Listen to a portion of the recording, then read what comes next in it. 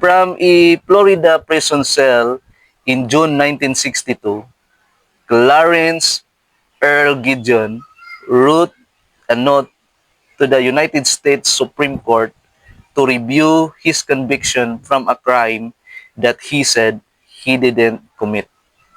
He added that he didn't have the means to hire a lawyer.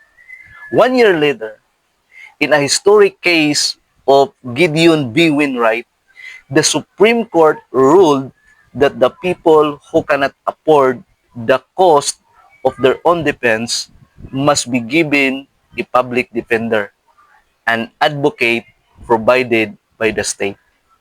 This decision, and with the help of a appointed court lawyer, Clarence Gideon was retried and acquitted.